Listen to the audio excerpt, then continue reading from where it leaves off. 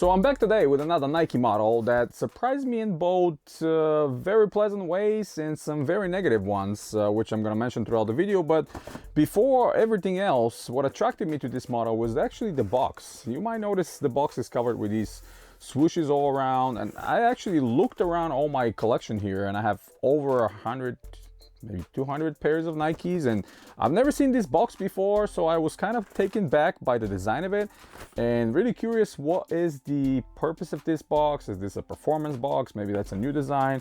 Couldn't really find any information about it, but enough about the box, let's get to the sneakers. Hey guys, welcome back to our Kicks Reasons channel, and today we're looking at a Nike's Lunar Rome model, which I was actually not aware of this model, and I very frequently go to the Nike's website and their app and look at the new models and what's coming out, and kind of keep my eye out there for new models when they're advertised, and there's some outlets that are writing articles about them. Obviously, I'm a huge fan of runners, always have been since back in the day. This was basically my jam, basketball shoes and runners, and I have their kind of ancestors, predecessors of this model. And what I mean by a while, the Lunar Glide 5, this is now 12 years old. I've been wearing constantly. I also have the Lunar Glide 7, 10 years old now, also worn pretty frequently. One of my favorites actually to travel because they're so comfortable to slip on and slip off. So when I saw this model in a Nike factory store, I was immediately interested. What took me back initially though was the original price of this shoe was above $150. And as far as I can recall, these Lunar Glides were not that expensive back in the day. They were around $100, and obviously with some discounts, you can get them far less than that. So at $150, if I see this model, I don't care how much technology it is, I'm not buying it. I can tell you that right now, and you shouldn't be buying it as well. Seeing it in a Nike factory store, this was heavily discounted for under $50. So under $50, it's absolutely yes. And I wanted to grab it right away, show it to you guys. And I was curious myself to see why Nike feels confident charging $150 for a shoe that only has Lunar foam.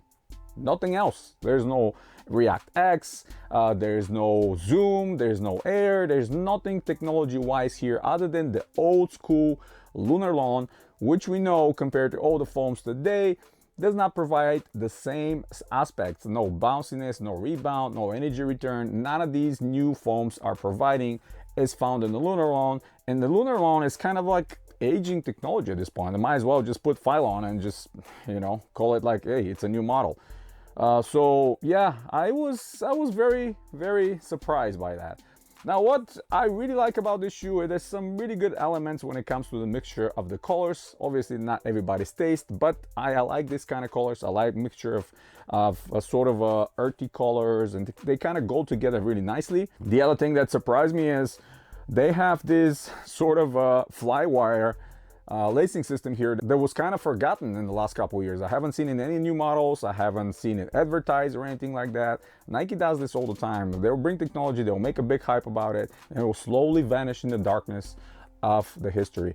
Same goes to Flyknit. I mean, where was the last time you heard any of the models released being advertised? Oh yeah, it features Flyknit. Well, I'm not hearing it.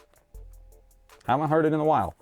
So yeah, sort of a fly wire, not advertised, but that's exactly what it is. Fly wire, both medial and lateral side. We have some reinforced mesh on interesting portions, just slightly on the lateral, slightly on the medial side of towards the toe box, and the toe box is kind of clean, but you'll think it's clean. Underneath, there's a special kind of a shell slash cage that goes around and forms this interesting pattern.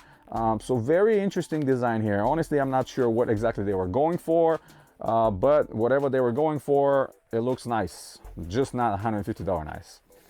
Now, if we look at the tone, there's Nike logo, Nike swoosh, and another dot for some reason. I don't know what the whole idea is behind, but yeah, the inner liner though, this is a premium inner liner, very reminiscent to a actual suede. Now, this is not actual suede.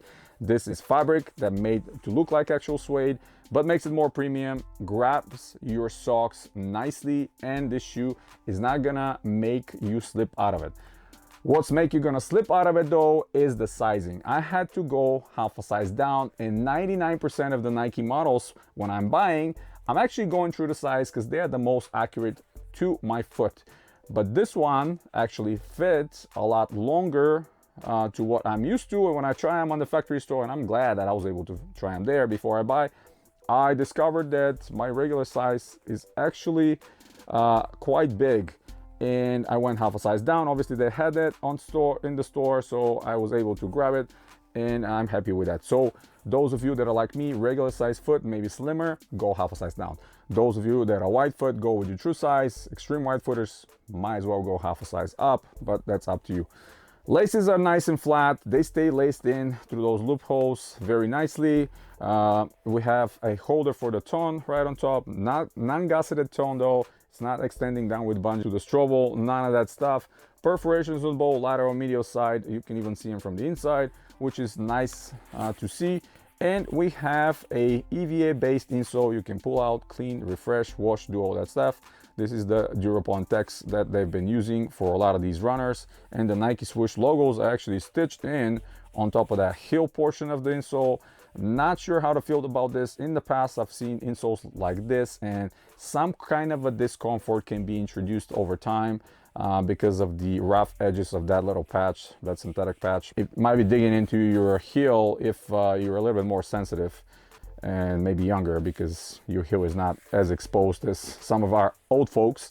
They almost looks like a board. But yeah, a production date of this is June of 24, released towards the summer and kind of towards the end of the year of 24, so fairly new model. But again, I'm definitely surprised to see Nike bringing Lunar Long as some kind of a new technology. You can see the Lunar branding on the lateral side, and kind of asking this 150 plus tax price for Lunar Long. I mean, this is a foam that is very dense. Design wise, the midsole looks exactly like my previous models, the Lunar Glides. Yeah, I'm just baffled by that decision, but I guess they feel they can do whatever they want with the pricing. On the toe lip, we have the Nike swoosh. Also, again, more earthy colors mixed in. Exposed Lunar and solid rubber on some strategic placements. So if you're not running on anything but perfect pavement, you know the Lunar is going to get perforated, pierced by all kinds of glass, little rocks, all kinds of other small elements, and it's not going to look the prettiest. But for regular day use and running on good pavement, you're not going to have problems. Extra lace loop right on top for the runner's knot, which is good. And overall, love this model, love how it looks. I mean, don't get me wrong, the design wise, it's nice, it's kind of a retro at the same time, it's very new and modern. Colors mixture is great. They have tons of other colorways, by the way.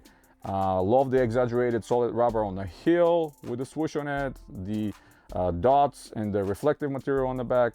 What I don't like is, again, the price. I mean, if you're buying at full retail, you're going to be playing yourself for essentially just Lunar Long. So yeah, hopefully most of you, like you, went to your local factory stores, and if you like runners like that for everyday use or maybe running as well, because that's what they're created for, you didn't spend more than $50 to grab this model. Hopefully you didn't. I personally didn't, and I'm happy. So yeah, that's pretty much it, guys. Hit the thumbs up if you like the video, stay tuned to the channel, subscribe if you're new, check out some of the other videos coming very, very soon, and as always, guys, you have a wonderful day.